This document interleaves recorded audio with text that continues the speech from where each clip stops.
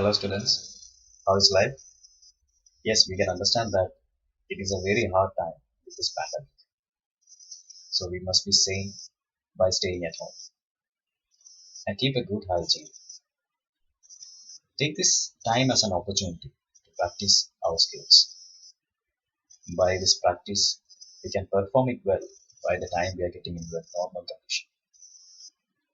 And also by the time we need to communicate our ideas to the fellow beings.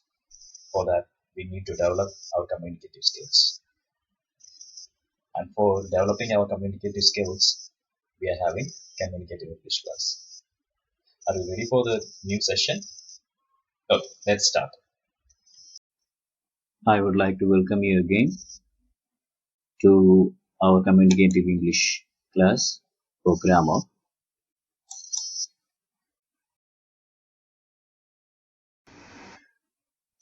So again we will be starting with a recap. In the last class we learned about articles. So we were given with a or an and the. Normally they comes before a noun. Again these articles were divided into two parts. What were they?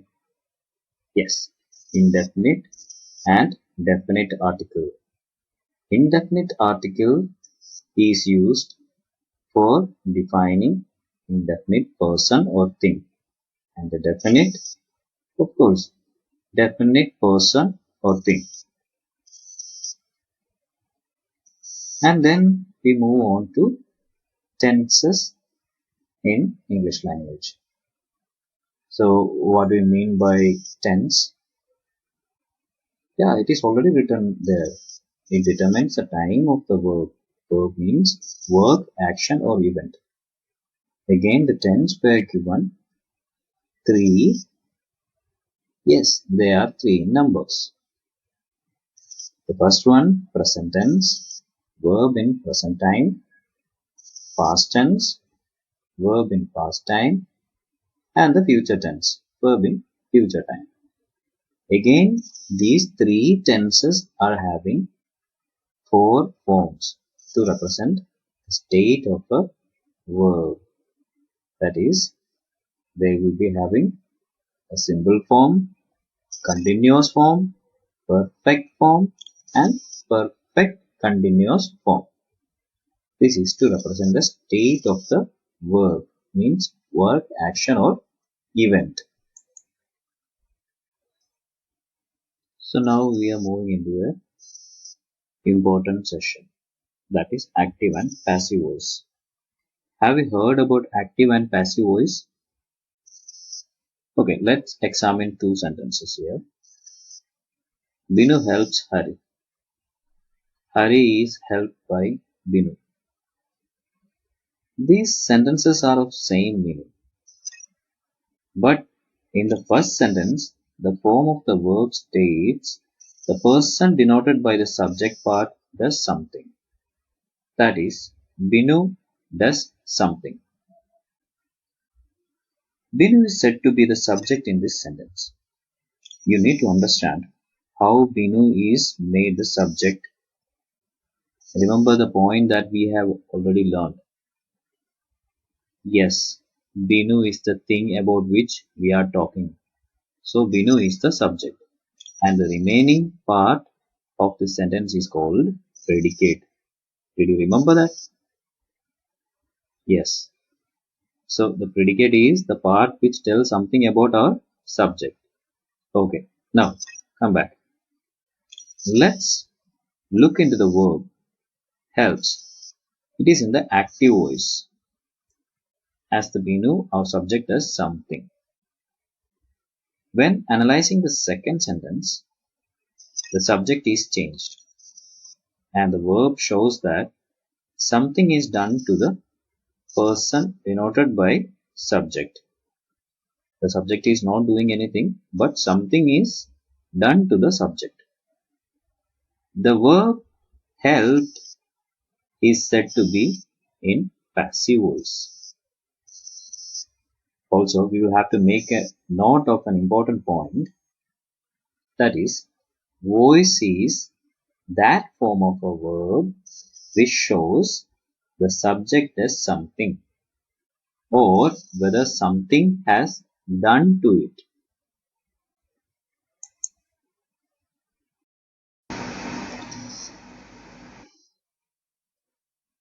We will examine some more sentences, both active and passive. Neenu loves Veena. Veena is loved by Neenu. Mason is building the wall. The wall is being built by the mason. The peon opened the gate. The gate was opened by the peon. Some boys were helping the man. The man was being helped by the boys. He will finish the work in a fortnight. The work will be finished by him in a fortnight. Who did this? By whom was this done? Why did your brother write such a letter? Why was such a letter written by you? And before we move into the next part, let me remind you to examine those sentences clearly. You will have to understand what are the changes which are happening by the time we are converting an active sentence into a passive voice sentence. Okay, now let's move on to the next topic, that is the conjunction. Please observe these given sentences. God made the country and man made the town.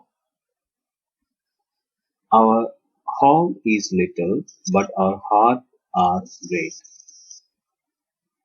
She must weep, or she will die. Two and two make four. The first sentence, second one, and the third. Here, the conjunction is joining two sentences, right? And the fourth one is joining two words.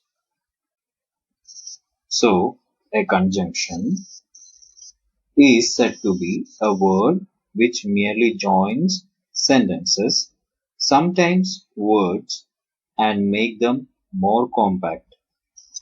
We will look into some sentences now. Balu and Vishal are good bowlers. We are saying it instead of saying Balu is a good bowler and Vishal is a good bowler. We have made it compact. Second, the man is poor but honest. Instead of saying man is poor but he is honest. And here some conjunctions are given for your reference. These are common in articles that we read.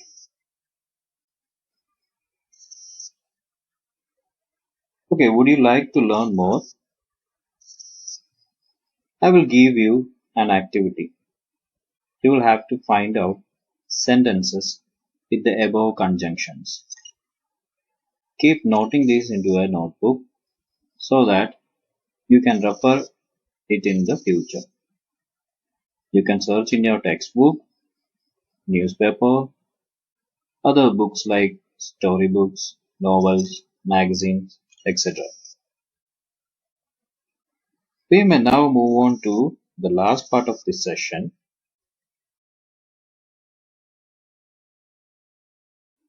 and that is reported speech. You may otherwise know it direct and indirect speech. We can report the words of a speaker in two ways. One is by quoting his actual words, and the other is by reporting what he said without quoting his exact words. The first way is called direct speech, and the latter is said to be indirect speech. You might have noticed that in direct speech we used inverted commas to mark exact word of the speaker. That is, by the time we are looking at this, Examples. Direct form, Ronnie said, I am very busy now. I am very busy now is represented in inverted commas.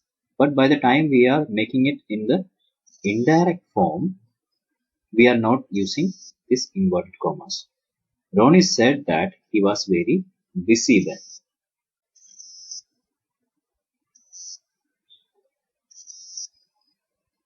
We have used the conjunction that before the indirect statement. The that is often omitted, especially by the time we are speaking. The pronoun I is changed to he because there is a change in person. Verb am is changed to was. Present tense is changed to past tense. And the adverb now is changed to then. Likewise, a simple present will be changed to simple past. Example, he said, I am unwell. Direct speech. In indirect speech, he said he was unwell. A present continuous become past continuous. Example, he said, my master is writing letters. Indirect speech, he said his master was writing letters. A present perfect become past perfect. He said, I have passed the examination. He said he had passed the examination.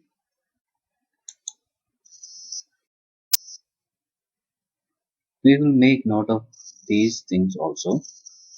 The shall of the future tense is changed into should, and the will is changed into would or should. The tense may not change if the statement is still relevant or if it is a universal truth.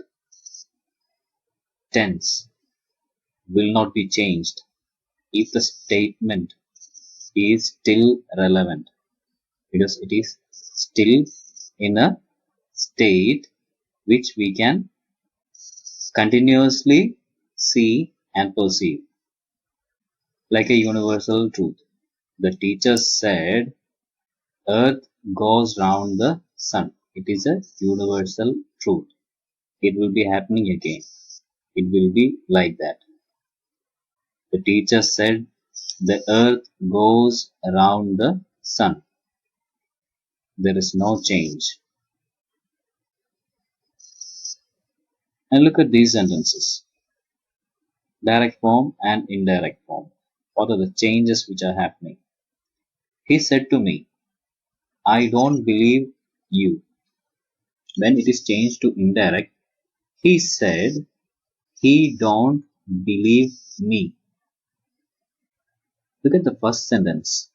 I, then the second sentence, I is changed to he.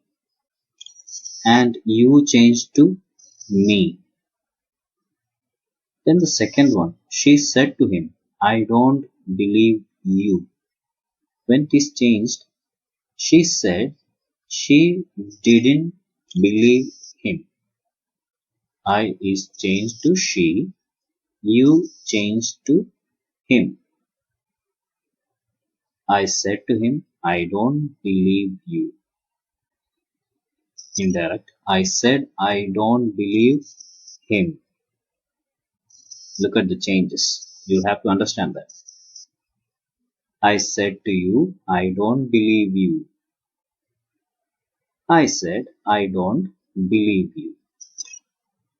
You will have to closely examine these sentences.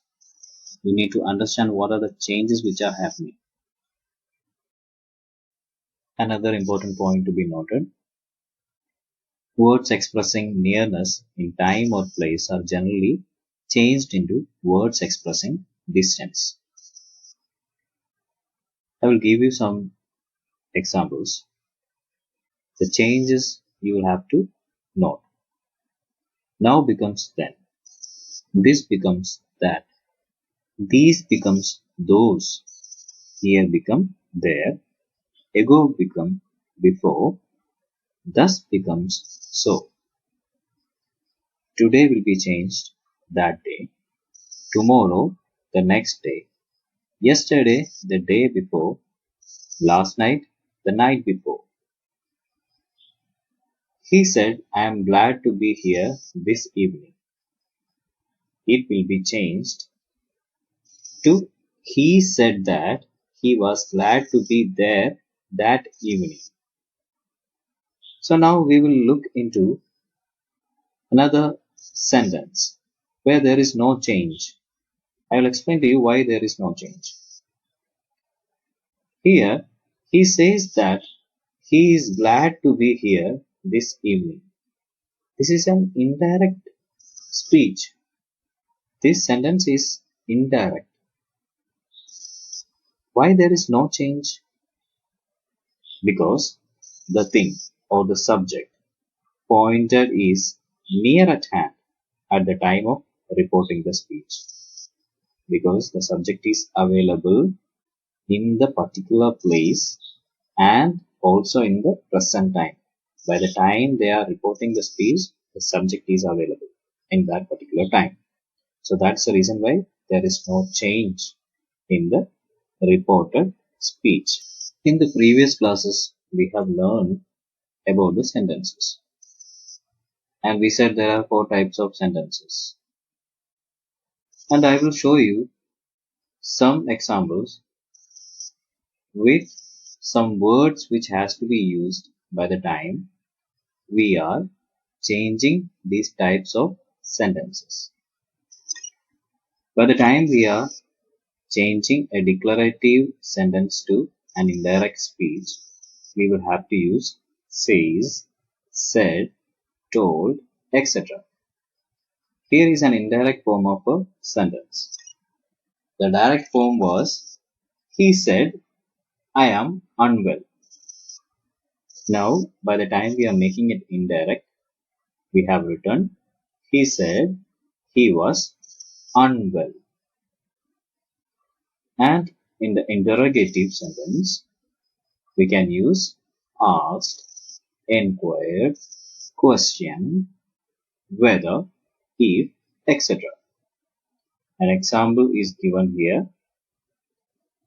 He asked me what I was doing because it is a question word. Imperative sentence. When we are changing an imperative sentence to an indirect speech, we will have to use these words. Ordered, commanded, requested, urged, etc. Sam ordered Arjun to go away. Exclamatory sentence. Exclaimed, uploaded, called upon to. Example. Alice exclaimed that she was very clever. I suggest you to find out more sentences from the articles, newspapers, magazine, storybooks, even from your textbook for referring and also to understand the things that we have learned.